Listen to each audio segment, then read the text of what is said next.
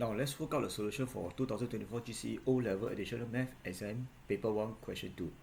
Now we are asked to find the derivative and the integral for the expression in the question.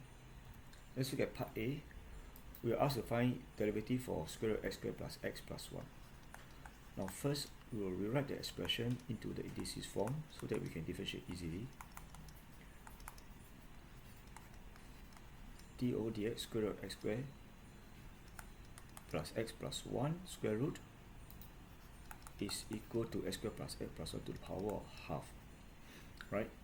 And you will notice now that this is a composite function, so recall the chain rule. For composite function, we differentiate f(gx) as f prime gx first, then we will differentiate the gx within the fx, and this is called g prime x. So we're going to apply the chain rule in this instance. This will be equal to half x squared plus x plus 1 to the power of minus half dot, let's differentiate the polynomial within the exponential, which is 2x plus 1. Now let's rearrange the expression. This is equal to 2x plus 1 divided by 2 square root of x squared plus x plus 1, and hence this is the answer for part A.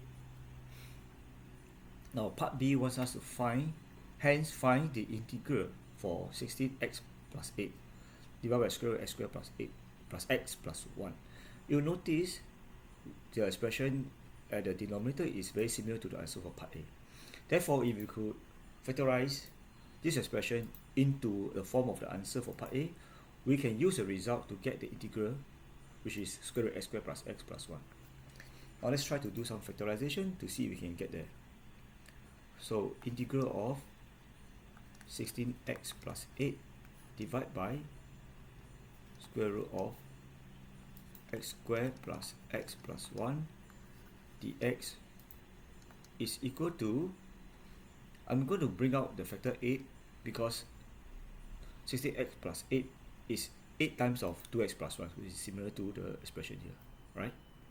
So this will be equal to 8 integral of 2x plus 1 divided by square root of x squared plus x plus 1 dx.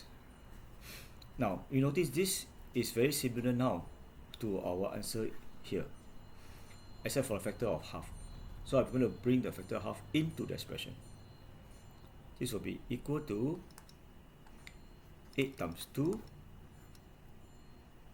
integral 2x plus 1 divided by 2 square root of x squared plus x plus 1 dx.